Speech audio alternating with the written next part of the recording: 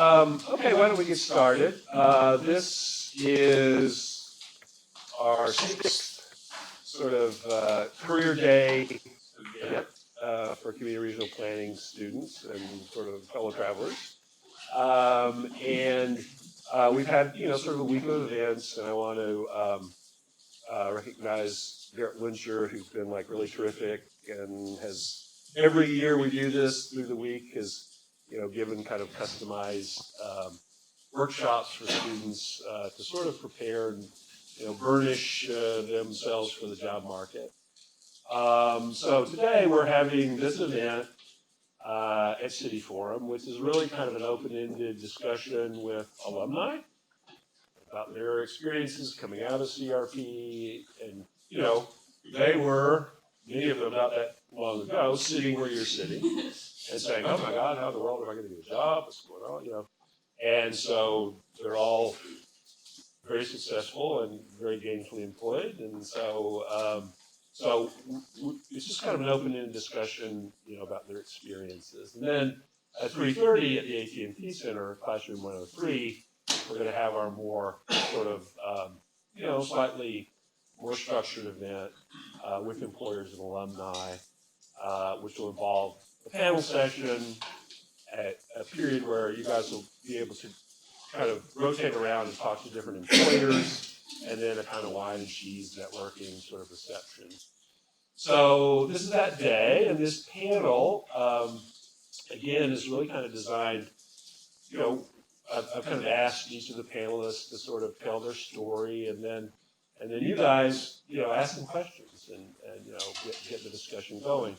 So again, informal, just really kind of talking about experiences and information, insights and recommendations they have for you guys as you, sort of go through this period of a little bit of anxiety as you enter into the job market. So let me introduce our panelists going this direction. First panelist is Jean-Michael Cortez. And Jean-Michael is a special assistant to the mayor, Steve Adler, of the city of Austin. And Jean-Michael's been involved in a lot of transportation land use issues, lots of other issues, on the board of Austin Community College. He has a little bit of a unique trajectory because he already had a pretty high-level, high-powered job at Cap Metro when he came into the CRP program. And I don't know how we talked him into coming, but he came, and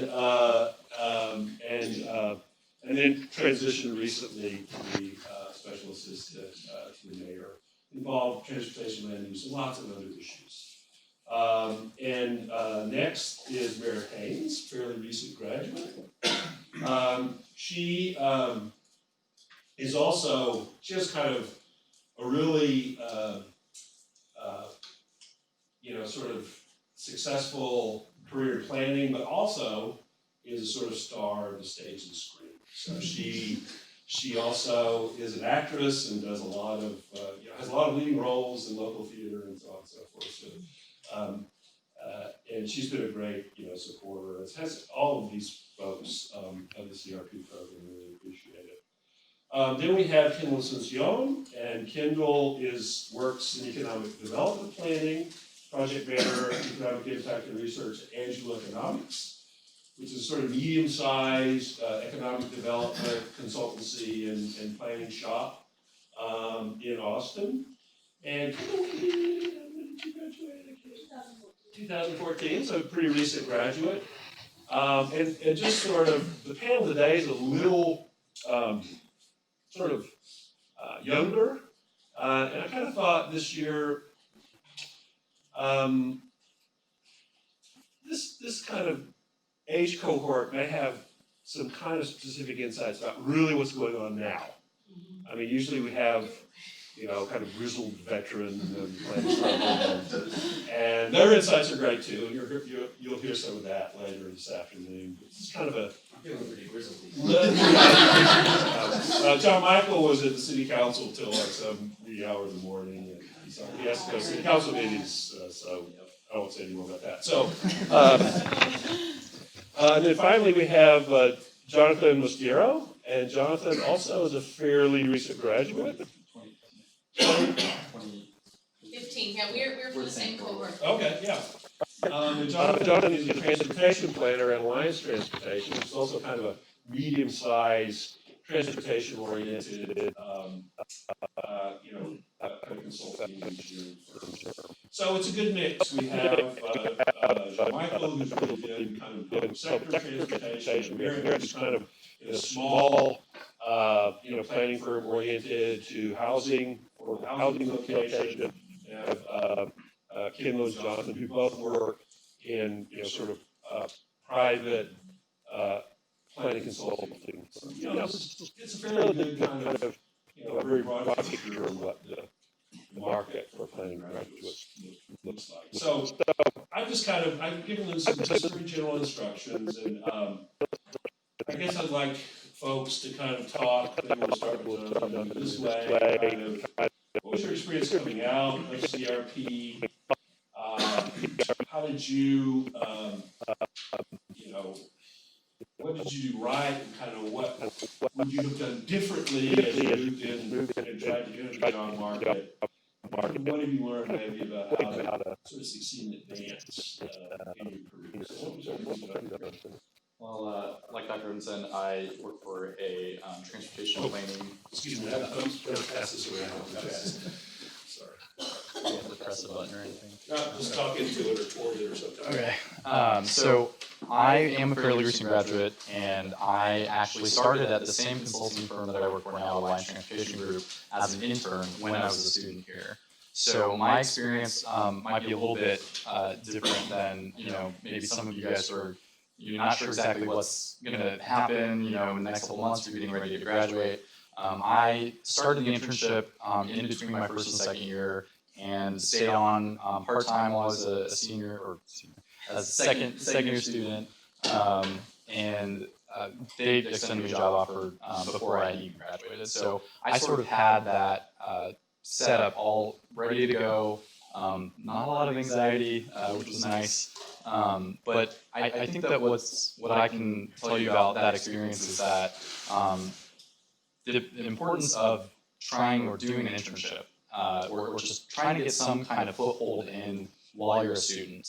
That relationship building that you get with whoever it is that you're working for, whether it's public or private sector, goes a long way towards establishing your ability to, transition seamlessly into the workplace. I felt that I was ready to go as soon as I graduated. Took a week off, day one of work. It's like right where I was supposed to be. So that experience is maybe a little bit different from some people who are still kind of unsure of exactly where they're going to be going and when they're graduating. But I think that really kind of captures the path that I took. And I focused on transportation when I was in CRP. I did the land use and transportation specialization. And for me, that was really important to build a skill set and build a resume that was going to be appealing for the type of place that I wanted to work. So if you know what you're interested in, if you know where your passion is, my passion is definitely in transportation planning. And so I made sure that the internship I did, the classes I was taking, and all the work that I was doing towards my PR was all focused towards that goal.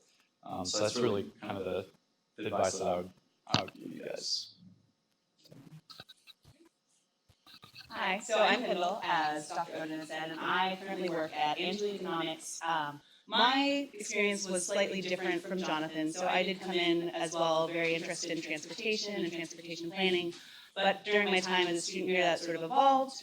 But during my in transition summer, I had an internship at a public involvement firm that was primarily involved with highway construction, public involvement in the Austin area and surrounding in Texas. And I was able to fortunately stay on in that internship through my second year as well as after graduation. So I knew I wanted to stay in Austin, but I didn't know that consistently that I wanted to be in public involvement or as deeply involved in public involvement as I was. And upon earning my certification and everything like that, I started applying to different jobs all around, some in transportation, etc. And what I think actually was a leap for me to apply to economic development position, because it's not exactly, I took one course in it, and it was a fascinating course, but I would by no means call myself an expert at that point in time.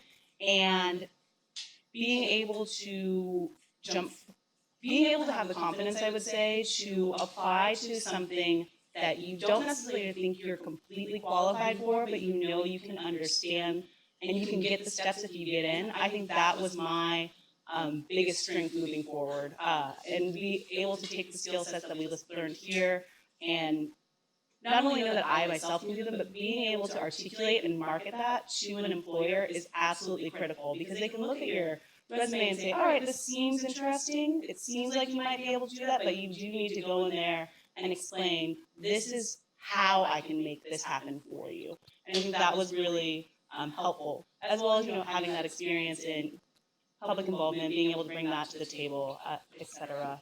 So mine was a little bit more harrowing of a move, but I am very happy where I am now, and I think it was a great opportunity for me. Like Dr. Oden said, I sort of have a dual situation where I have a job during the day and then I do shows at night, which I'm actually in the show right now. And for me, that was one challenge among a whole list of challenges of me finding a job when I graduated. So also, if you have a strange undergraduate degree, I'm evidence that there is hope for you. So don't worry about that. But when I first graduated in 2015, I was lucky to have an internship that kept me on for the rest of the summer, but I knew it wasn't a forever thing because my funding was going to run out and that was going to be it. So I was going to have to find a new job, and I really did not have a particularly easy time finding another job. I ended up taking a job as a data analyst at a state agency, the Texas Legislative Council. So I was hired to do data analysis for requests for legislators, mostly during the interim, actually. And then during the session, I would do completely other sessional work. And I had this idea that I had to stay at that job through the session, which is going on right now, that I had to at least do one session or I would look like a failure or like someone who wasn't committed, or, people tell you stay at your first job for a certain amount of time or whatever. Well, I was really, really bored and I was really, really unhappy. And I am kind of a bright-eyed, bushy-tailed person. So I was sucking it up for a long time and just going with it. But I didn't realize until it kind of got pretty serious that I had like a lot of shame about myself, and I was afraid to go to networking events. I was ashamed because I wasn't doing what I wanted to do, you know what I mean? And so when I would go, I used to be like hardcore about networking, meeting people, going to conferences, being up in everyone's face all the time, meeting people, and I didn't want to do that anymore because people only want to ask you about your job, and I didn't want to tell them how sad I was. And then, one day, well, it wasn't one day, over the course of a couple of months, I started to realize, no, you need to be who you are, and you need to forget these rules that you think you have to follow, and you need to get yourself out there to CRP events, you need to go to the APA conference, you need to be who you were in school. You have a job now, so there's no reason that you have to feel like you have to take anything that will pay you. So you need to actually go and do what you could have done as a student when you needed money. And so that's what I did, and it was great. I started, I was putting out all these job applications and nothing was happening. And it's really tough. It was kind of like when I first graduated. It's really tough to get a job just from a plain old job application, because hundreds of people are applying for the same job as you, and they're looking for any reason not to have to interview you. So it's hard. And so what I started doing was I would go on coffee dates with people. I was finding anybody I could find who had a career that was anywhere similar to what I thought I wanted to do, and I would meet them. I would go talk to them at coffee shops. We would exchange cards. I was meeting people in different cities. It was awesome. It was such a fun time of my life. And then I got an email that it was a guy had sent out an email to the UT like career listserv or something, and it is a guy who's my boss now. But he said, I'm looking for a relocation agent, a senior relocation agent in Austin. But I'm also maybe looking for some students to do some part-time work. And so I popped back to him and said, this is me, this is what I do. If you're interested in me, I'll meet with you when you come here. Just so you know, I'm probably not as qualified as you want for the senior position, and I'm looking for really anything. So maybe I could do some combination of part-time work for you if that's what you want. And we went on a little coffee date, and I had no idea this was actually going to be my job interview. I thought we were just meeting. And it didn't seem like an interview, it just seemed like a meeting. It was a great meeting. Since I didn't know I was being interviewed, I was asking him some hard-hitting questions. It was great. And then an hour after that meeting, he emailed me back and was like, what do you want in terms of salary? And I was like, whoa, okay, here we go. And then like a week after that, he offered me a job as the position he wanted to hire as a senior position. And he gave it to me, even though I had never done that before. So like Kendal was saying, apply for jobs even if you don't think you're qualified for them. But if you're going to apply for a job that you're not qualified for on paper, don't just send in the paper because they'll toss it out. You have to like meet people. That's how people get jobs now. So that is my advice. To say what I do, I work for a firm called Overland, Pacific, and Cutler, which they have offices mostly on the West Coast, but kind of starting to branch out all over. But they put little boots on the ground in whatever cities that they're working on, and you're like a full-time employee there, so it's not like contract work. So there's not an office in Austin, but they hired me to do their Austin work. And we're trying to find another person to do some Austin work with me. So just throwing that out there.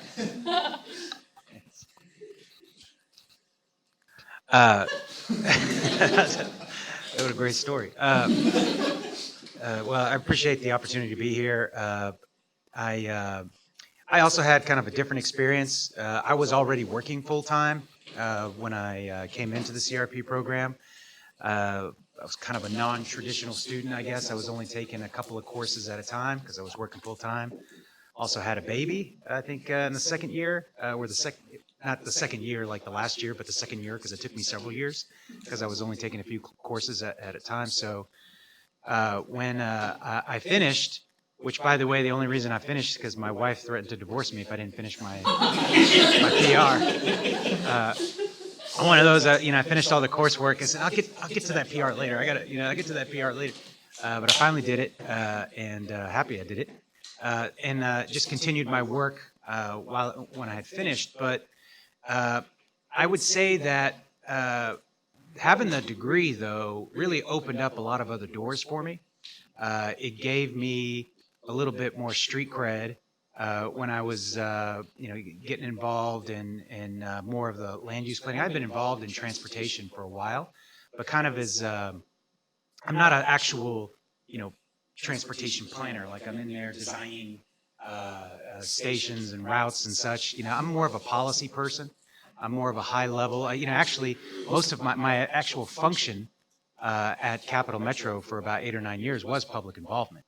But I ended up spending less time on that than I was on other things. I'm one of those people that, I don't ask for permission. I ask for forgiveness, And so I found myself starting to proactively take on things like government relations, policy work related to transportation.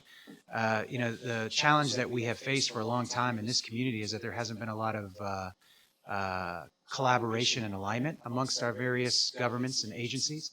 And so I found myself at the intersection of lots of that, trying to drive folks towards being more aligned, especially with regard to land use and transportation, which we weren't, for a long time. Still have some challenges there. So I kind of carved out my own role where I was, and having the degree really helped me because I work with a lot of planners, or probably I work more with people who think that they're planners. One of the things I would always say at Capital Metro is that there's two truths in this town, and that's one, everybody in this city has a PhD in transportation planning, or thinks that they do. Because everybody knows it's so simple. Why don't you just do this? It's like, oh, well, there you go. Why not? The second thing is, people really have no earthly idea how complicated, not just transportation, but almost every other arena of urban policy is. It's not simple. It's not easy. Even for those who have a deep background and have a lot of education and knowledge about a particular area, will tell you it ain't simple. It ain't easy. So the niche that I've kind of carved out for myself over the years has really, I would say, not been about planning. Let me get a little philosophical. The niche I carved out for myself is about implementation. We've got a lot of planning. We're rotten with planners in this town. Good ones, and we're always planning. We're always planning, and it's great. What we have never been really good at is implementation, and that frustrated the hell out of me. So what I've been doing, and the reason why I am where I am, is because I started to focus more on not necessarily the substance of a plan, but what is it going to take to actually make the plan happen. And as I went through it, at the end of the day, a lot of it was politics. You could have the best plan in the world, but if your politics ain't right, it's not going to happen. Or it's going to get implemented poorly, if at all. So that's really what my focus has been now, is not actually developing a plan. It's been more, all right, taking the plan and making it actually happen. And that's a different path, but I can tell you it's a lot of fun. But it's also hard work. I was thinking I would talk a little bit about how great it is to be in this field. But then, I was at City Council till 2:30 in the morning last night, and I was going to say, the business school's pretty good too. It really is great. And I think the one thing, and I'll shut up then, is I have the good fortune of running into a lot of folks who have been through the program in lots of different arenas. So I think it's absolutely true. You find CRP grads in the most interesting places, and I work with lots of them. And it's not necessarily in planning. A lot of it's in policy. Things like economic development, which is planning, but a little bit different. So it is a very, very useful set of skills and knowledge that you've acquired here, and and I look forward to helping y'all however I can. We take interns in the mayor's office, and we're always looking for good people, and you get to see that side of things, which is really important, I would say, if you're interested in planning. Just a couple follow-up questions, then I'll open it up. So, especially Kendal and Marett, you kind of started out sort of focusing on one area, and then you jumped, which you emphasized in your, when you were talking. And I'm not asking for strong or faint praise, but do you think that you had a skill set here you could reference and kind of market as you made this kind of move into at least a slightly different domain of planning? Are you like a housing person? Me? Yeah, so my answer to that question will probably be a little bit different than Kendall's, because when I was here, I was focused on housing, and I came here because I wanted to study housing. Like, when I was an undergrad, I was really interested in housing. Then I came here and I became interested in other things, but housing was always kind of my main thing. So I actually worked for a transportation planner in my hometown for a little while, and that was kind of like new and different for me. But I wanted to do something related to housing, and I kind of found that the jobs I wanted to apply for straight out of college, they wanted social work degrees, because I really wanted to work with people. And so I had done a lot of data analysis at my second internship, well, at both my internships really. And so I used that, and in school, so I used that experience to leverage my way into the Ledge Council. But then it was, I finally found a job that was that would allow me to do what, like, something that I wanted to do with housing. So I didn't really tell you what I do. I do housing relocation. So my firm is hired currently by the Housing Authority of the City of Austin, because they're doing a lot of renovations of public housing as part of a program through HUD that's called the RAD program. And so I work very closely with the tenants to move them either into their permanent renovated unit at the same site or off-site and then back to their permanent unit. So I was telling them earlier, I have people on a regular basis that hug me and tell me that they love me and like cry because they're so happy. I have people who have breakdowns in front of me that I have to like, listen to them and calm them down and like just be there for them. I have people who scream at me and who don't want anything to do with me. Those are actually my favorite people. Because a lot of them, there's only been like one nut I couldn't crack, but sometimes they'll scream at me. And then I talk to them for a while and they're like, oh, you're nice. And then by the end of the meeting, they're hugging me. So, yeah. Off topic, but whatever. Now you know what I do. So to Dr. Oden's question, I would say that indeed I did leverage some of the skill sets that I used here. For the application process that I went through, I had to write essentially policy write-ups for my firm. And I was able to go through full data sets as well as look up certain initiatives and speak to the higher level points that were in those. So saying, demonstrably, like after this, not demonstrably, but after this specific plan went in, Pittsburgh saw the first increase in its population, in its Italian population in 10 years. And these are the specific areas that they had decided to redevelop and target. So I think those tacit skills that you learn, just doing all of your projects, going through and reading, having to read like from law to policy to everything in between, and being able to terse out those specific ideas that speak to sort of the greater question was very helpful when I had to go through and make writing samples up.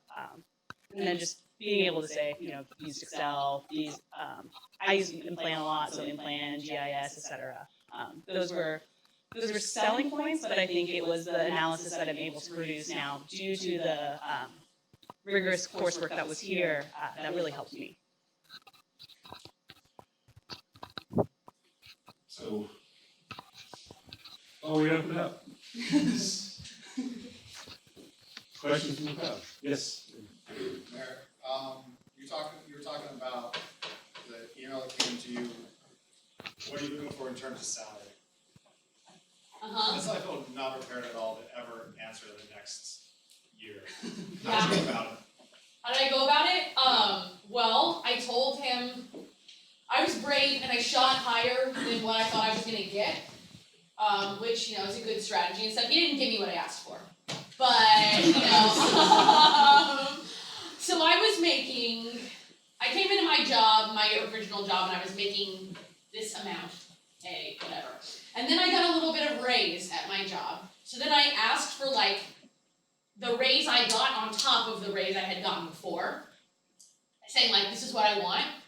But then he came back and gave me, what I actually started with at my old job, which some people might have been like, no, that's not acceptable, but I was so desperate.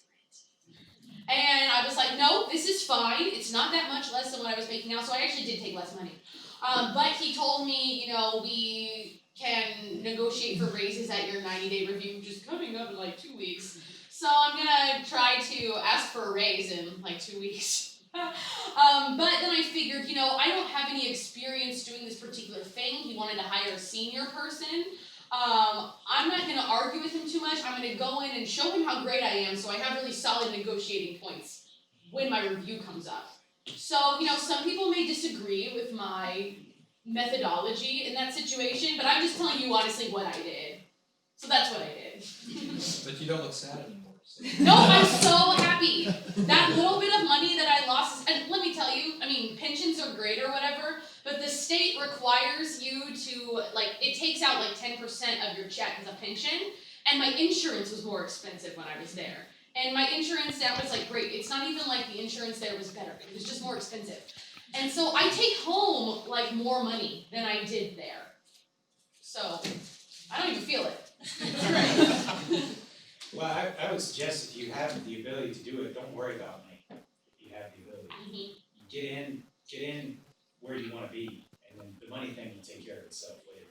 Now, me, as you get older, now I'm married, I have a kid and a mortgage, now I would never take a job. I would, like when I moved from Capital Metro to the mayor's office, they don't pay very well at City Hall in the council offices.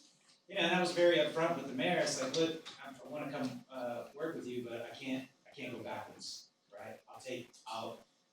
For me, making the exact same would be about as low as I would go, just because I have responsibilities now.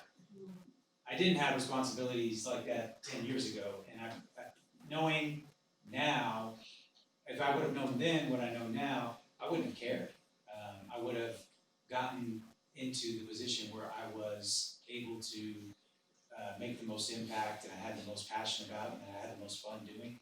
And I kind of fell into it, because I think that's my experience now. The money thing will take care of itself later. Glassdoor is also very helpful, as well as if you're looking at nonprofits, you can pull some of their financial statements, and you'll see essentially what their salary line item is, and you can figure out kind of average what people are being paid there, and then inflate it some for a more senior position, deflate it a little bit for a lower position. Yeah, definitely don't be shy about doing research. Yeah. Try to find some number. If you find a job, just go search for something comparable. You can pull public sector salaries too that might be similar from Texas Tribune. So it'll give you a starting point, and you're not starting from oh god, I don't want to pick a number out of thin air. And like Marett said, you probably aren't going to get maybe what you asked for the very first time. But once you're in, the options are a lot more numerous to adjust your salary as needed. If you're looking at going out of state as well, I've called firms around and just asked them, what their firms do, but as well, this is what I'm thinking would be like a great salary, doing like a cost of living index, just to get a ballpark. It's always a good idea. So following up on your point about going out of state, did any of y'all in Austin, and Austin's great and all of it, but like, did any of y'all kind of have experience applying to jobs out of state, and like, what was that kind of writing a cover letter process like for saying, I'm in Austin, I went to school in Austin, I did my internships in Austin, but your city sounds cool, and I'm good, like ready to pack up everything and move over there. Like, I feel like it's kind of I'm trying to negotiate like how you write that letter. Yeah, that's difficult. So I'm originally from California, and my goal is always to eventually go back there. But I will say that one of them is just pick up the phone and call people. Look at LinkedIn. Preface it as I just want to know more about your organization. I think Marett's strategy of having coffee dates is fantastic, and you can have coffee dates over the phone. They can be a Skype, they can be whatever, what have you, and really making those sort of connections. Or if you're able to go to APA or something of that nature, like go and seek out the people that you want to talk to. Make yourself known. Maybe you don't get that job right away, but they're in the back of your mind, and now they're in your Rolodex, and you can always reach out to them as a resource and preface it as a project or something of that nature as well. That note about the APA conference is a really good point, because it's a lot harder to go to that conference once you're employed, and Yes. your employers now, they'll pay for your AICP membership, but maybe not your conference registration. It's a lot more expensive when you're not a student. So take advantage of that, because you do get to meet people, planners from all over the country, and that's a really great networking opportunity. And even if, go now, go when you're a student, but when you graduate, if you're lonely and sad like I was, spring for the 1-day conference registration for the Texas one. That's what I did. And I went on Thursday, because everybody knows Thursdays when stuff happens at the Texas APA conference. And I went in and I said, I know I'm not going to get tickets to any of these events, the extra events. That's what I would always do, is I would go schmooze with people and trick them into giving me their tickets to the big event. And not only did I do that, I got this guy to give me his ticket to the big event, but I also snuck on the student bus. So I got to go to the student mixer, and I got to go to like the big event when I shouldn't have been at either of those for my registration. So, Any other questions? That's a, don't ask for forgiveness. yeah. You just kind of hit on this, Kendal, and I apologize if you guys talked about this before I came here, but when you guys were going applications, like kind of contacting them. But is there anything you would have done different or anything that worked really well when you were doing it? I think I would have had more confidence in myself, honestly. That was probably my biggest downfall. When I first started out, I just didn't know that I could do the things that I could do. But other than that, just also keep on them, especially if you're trying to contact people who maybe not be physically located in this area. They're gonna have busy schedules, especially if they're a private firm. They're gonna have lots of other appointments, but if they need to talk to you at 8 a.m. on a Saturday, you talk to them at 8 a.m. on a Saturday. I just follow up on the comment about if you wanted to go to Seattle or you've got family in San Francisco and you want to get a job in San Francisco. And I think Garrett can speak to this. I know in the past we've actually advised students to use the CRP alumni database to find graduates in our program in the cities and cold call them and say, I'm going to graduate, I really want to work in Seattle. Because a lot of times the jobs that you get are the ones that nobody has actually published. In other words, they're about to list a job. Yep. And by doing those coffee dates, they can write, if they really like you and they're like, if you can fly out there and hang out with, like a weekend with a CRP alum at their house or something, I pull that off. Get Marett to take it also. Then you're set. But those, I do actually know a student that did this. They went to Seattle. They talked to 3 CRP alums that lived in Seattle that were working there. And within a month, that student got a job in Seattle. So your alumni are a huge resource. If you can find, you got to go to a place. And like my parents live in Colorado Springs, and I have to be in Colorado Springs. See if there's any CRP alums in Colorado Springs, and use that network. Right? Because we got 800 plus graduates. Yeah, I haven't really applied to a lot of jobs in my lifetime, but I've hired a lot of people. And I think maybe once or twice have I ever hired anybody based off an application.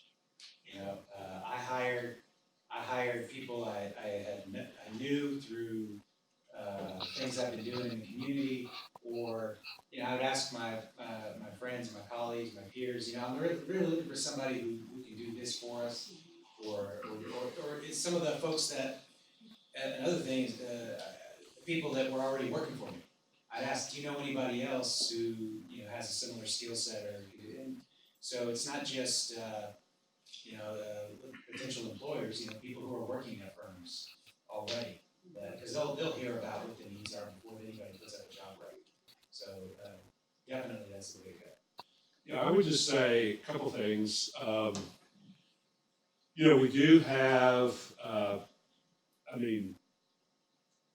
This is kind of somewhat updated technology. I wouldn't say we're on the page, but we do have a CRP LinkedIn group.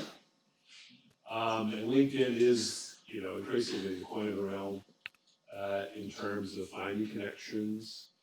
And I'll tell you, unabashedly, I've never heard a student say, I tried to contact the CRP alum and they didn't respond. The CRP alums are really happy to hear from you as another CRP person. And again, if you have a certain city that you really want to go to, a region you really want to go to, sift through LinkedIn and see if you can find somebody in that particular place or region. And we have, like those cell phone things. It's not like T-Mobile or whatever, but we have, we have a pretty, dense network of alumni. They're kind of clustered in certain regions, some of which I still don't quite understand why, but they are. Certainly, like on the West Coast, it's like San Francisco to Seattle. If somebody says, I don't really have to get a job in LA. It's not that. But, there's certain clusters, but there are, and that's a great place to start. I think the other thing that everybody emphasizes, you all probably know, is that, job search or job change is really a, heavy touch, face-to-face process. It's a networking process. And, I think in some ways, I'm really old, but I think in some ways because it's so easy to, just push buttons and send resumes and applications out, that it's actually even more important now than it was 15 years ago to have a contact, to have a person, to have some kind of inside information that you can draw upon. So I know, I'm, kind of it's hard, to kind of go up to somebody and say, hey, But, you just have to do that. And, you'll get generally a good response, and, you might flub up a little bit first, but you'll learn how to, do that. And that's really how you get jobs. It's through networking, it's through, face-to-face contact, individuals exchanging information. It's not by sending stuff over the internet to places. My question is kind of related to that, because a lot of us probably won't find our ideal job or the job that we had in mind in our first year, even our second year program.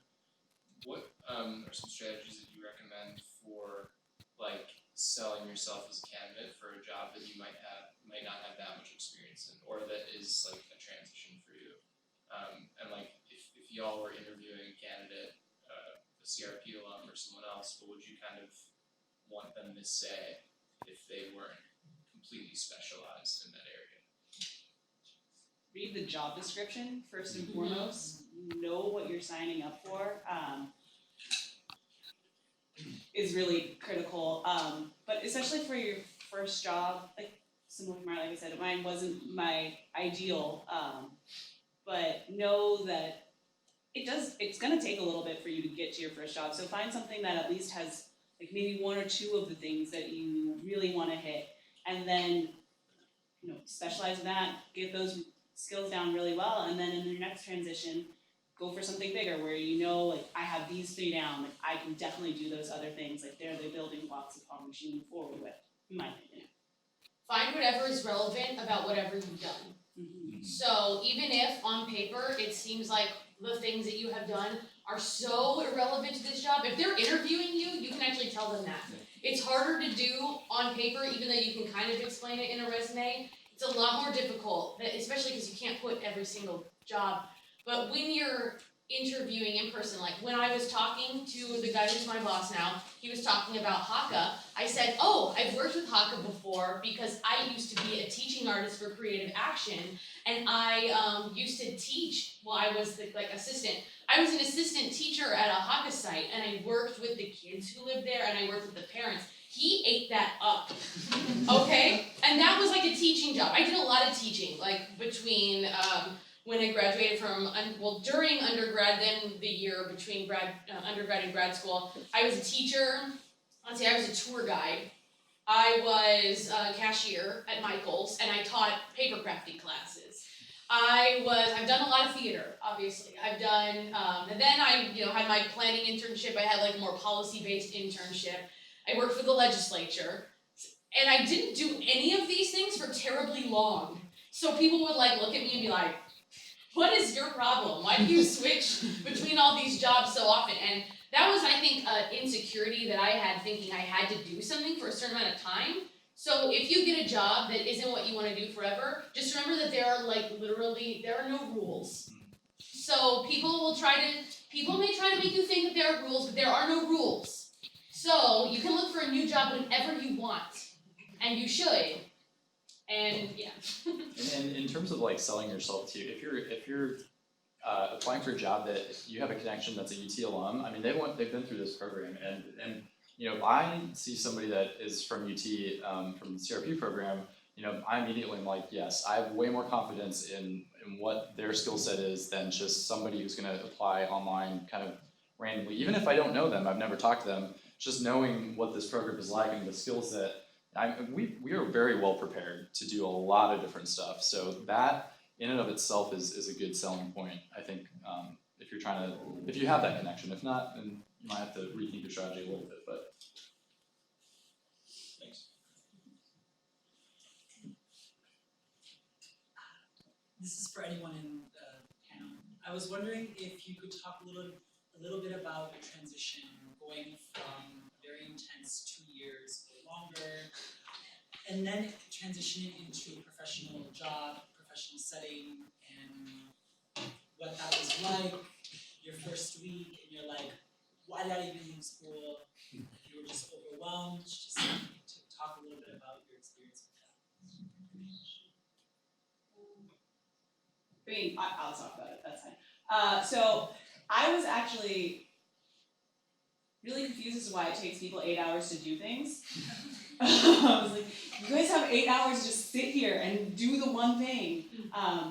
That was fantastic. I will say though, writing for an audience that is not as specialized is a much more difficult skill set to master, and I'm still having some time with it. And I've been where I am for like 2 years now. But it's a critical skill, so it's great to know what you know, but my biggest thing was learning how to walk away from the academic speak, essentially, and being able to relate it to my friend who's a physical therapist, so for example. That was my biggest takeaway. Also, you have a huge block of free time just at the end of the day. It's amazing. It can be, that can be the situation a lot of times. I think probably the transition for me was really easy because I was already interning there. And like I said, I just kind of took a little break right after school and went to the beach and kind of relaxed and like came back fresh, ready to go. But I knew everybody. I was working on the same projects, you know. So, like I said, if you have that opportunity, that's a great way to just kind of transition seamlessly. But I'll also say that, you know, it's a very intense 2 years, but it still is intense after you graduate too. You know, like, and I work for a consulting firm, and so we're applying for jobs all the time, just, you know, to actually, you know, do work for clients instead of to work for a specific employer. But we're interviewing. I was in an interview for a job on Tuesday. I just got back from El Paso, where I was for about 36 hours last night at midnight. I was just setting up for a huge public meeting that I have to show up to at 7 a.m. tomorrow morning. Shameless plug, come to the traffic jam tomorrow, 8:30 to 1:30 at the Bob Bullock Museum. But you know, there's a lot that happens. So the fact that, you know, this program is really intense and you know, gets you really immersed in a lot of different things. It's good preparation for how it is in the working world. It's not, you do have a lot more free time. Your time, you can structure it a little bit more than you can maybe in school, but there's still late nights, as you know, John Michael can Early say. mornings. Early mornings, yeah. Working on the weekend. Yep, exactly. Especially if you go into private. Yeah, and we all do. I want to go back to school so I can relax. Yeah. But also you're gonna be dealing with people with different skill sets that maybe aren't planners. So maybe my teams are typically our greater teams. Like I'm on a team with a landscape architect firm, like an engineering firm, like my firm, and a couple other things. And so being able to talk across groups as well was a little bit, it wasn't difficult, it was just a different idea because you're not all coming at it from the same viewpoint anymore. Really quickly, I would say that one thing that kind of took me by surprise when I graduated from school and had been out for a while was when you're in school, and I only took 1 year off between undergrad and grad school, so I was pretty much in school for my whole life. And you have so much support when you're in school, and you always know what the next thing is. And sometimes it's hard when you feel like you just get thrown out into the ocean, and you're like, now I'm at this job. Do I stay here forever? Like, is this it?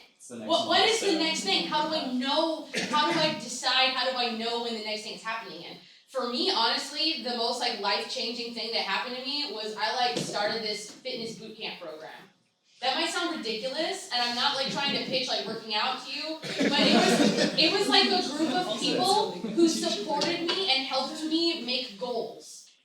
That doesn't have to be working out, but it was like the new school for me. So that really helped me do all the things that I have. Everything that's happened the past couple months, I attribute to that because I wasn't like trying to formulate things on my own anymore.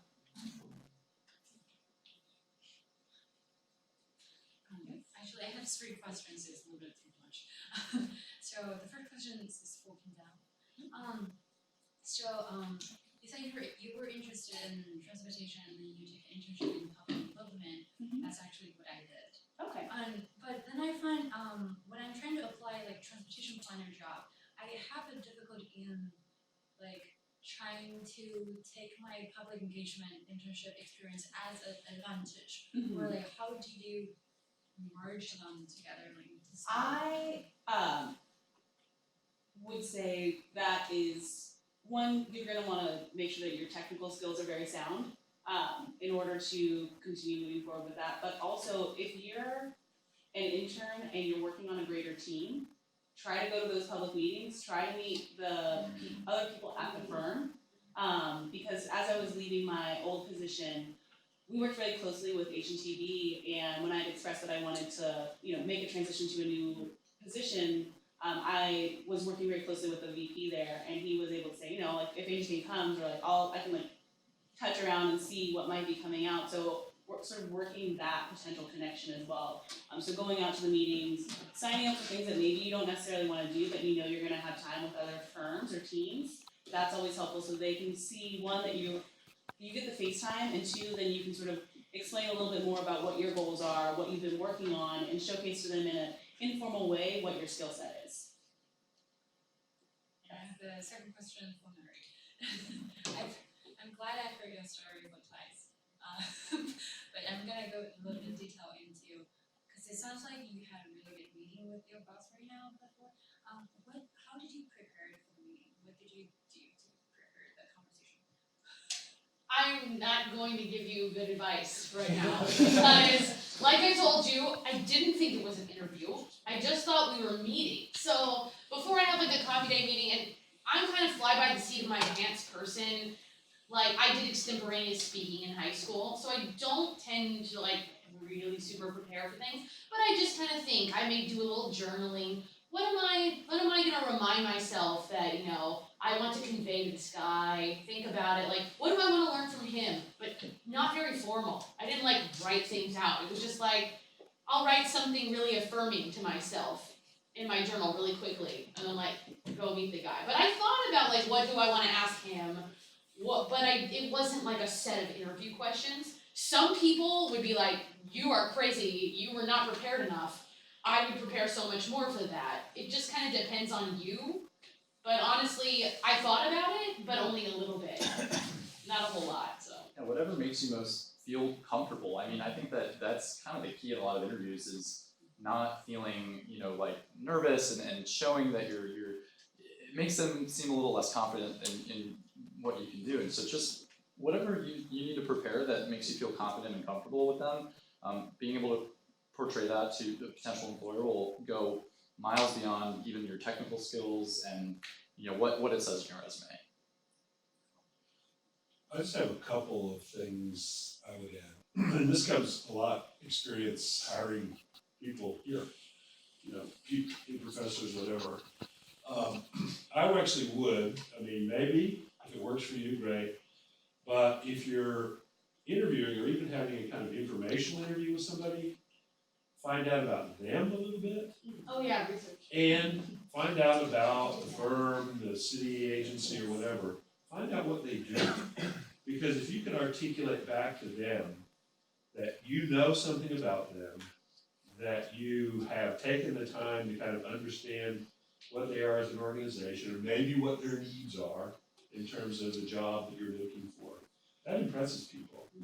And I would also, in general, I don't know if it's true in every case, when you, in a job interview, view it as interviewing them, Yes. not just them interviewing you. Yeah. Don't go in and say, well, tell me about you, but go in and because you studied the firm, maybe you know something about this individual, their position, their department, in the company or the public sector agency, kind of ask them questions based on some background. You don't have to have a historic understanding of this operation, but really communicate to them that you have some questions, that you're interested in them and their organization, and you have a little bit of a story to tell based on your knowledge and kind of study about how you would really meet their needs and fit in.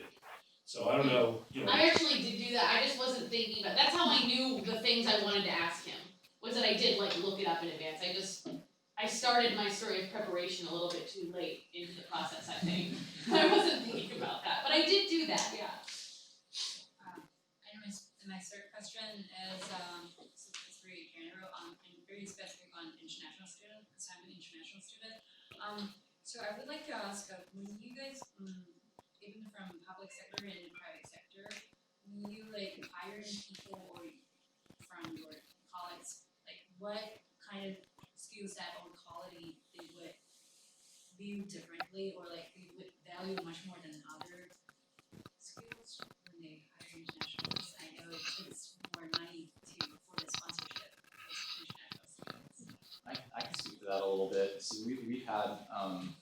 we've had, we've hired some international students or graduates before.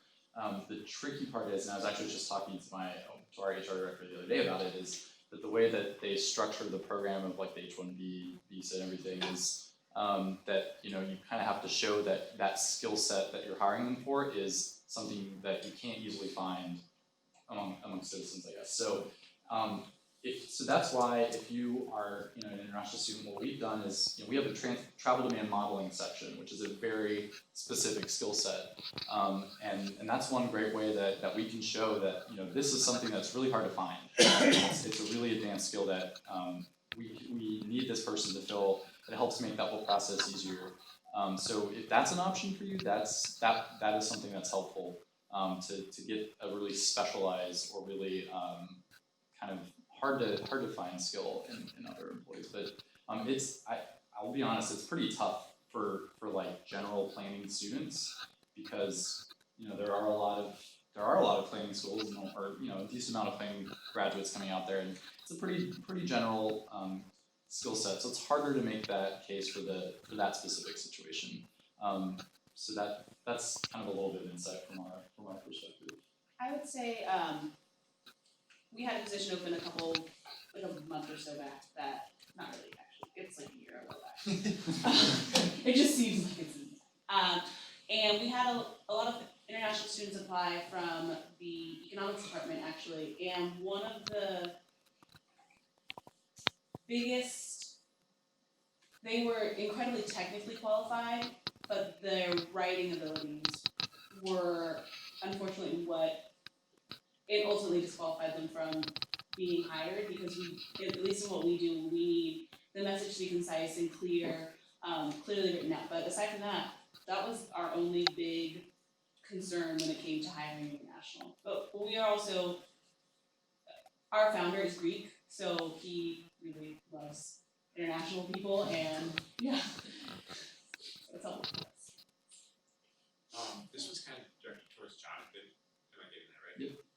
But anyone else can answer it. When I graduated from my undergrad, I got a full-time summer internship, and at the end of the summer, I was given the opportunity to just continue on in an internship role.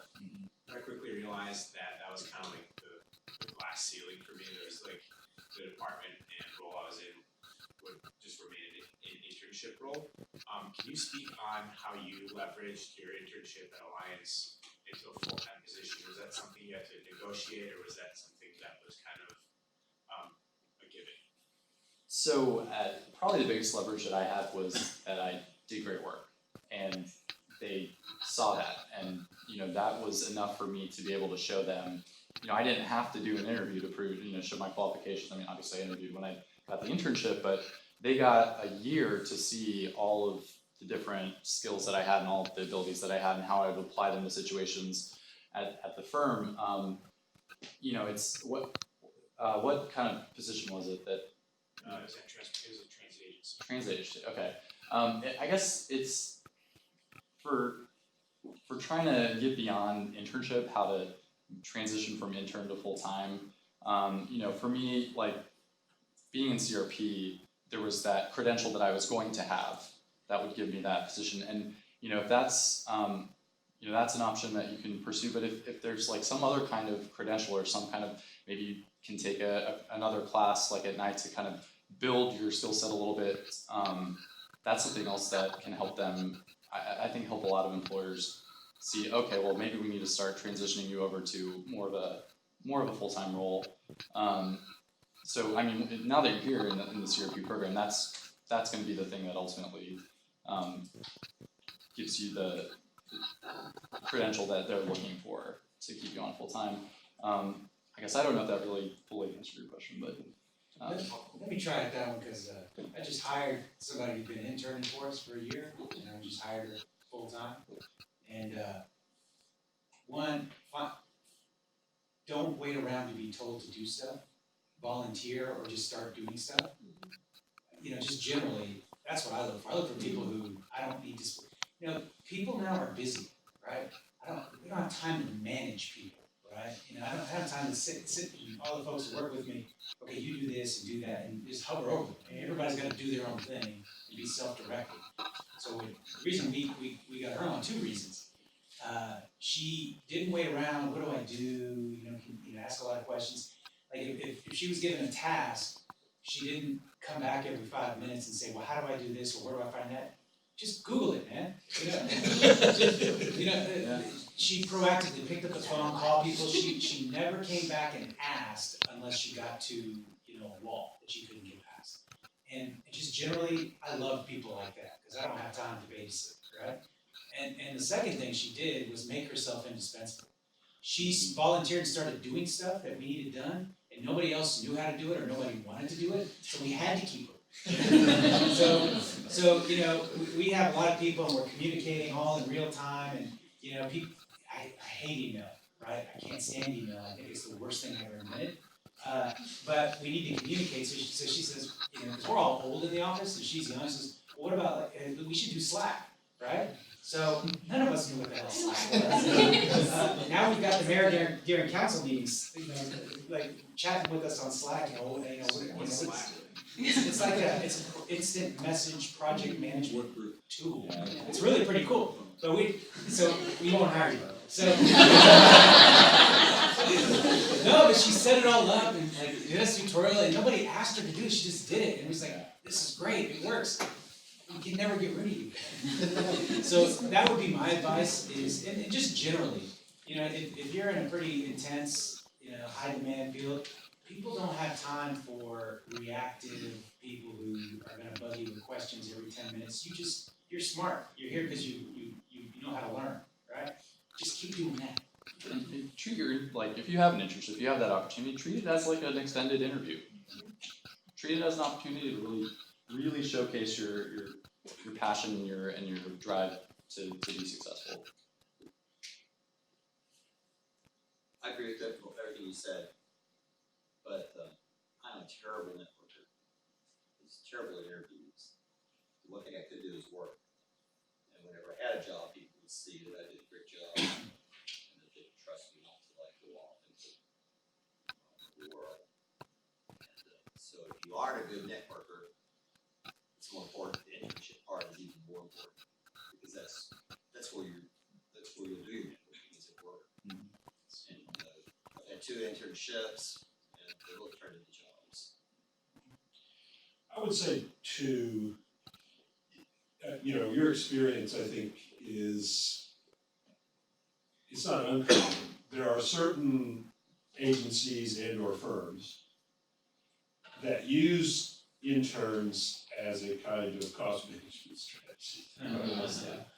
They're not, they like to have, X number, a few interns, they're doing great work, interns, but they're not really either, maybe a little more commonplace there, they don't really have a position.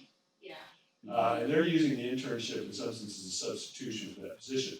And you can probably suss that out if you're at a place for X number of months or whatever. But then there's a number of places, as everybody said, that are really using internships as an extended job interview.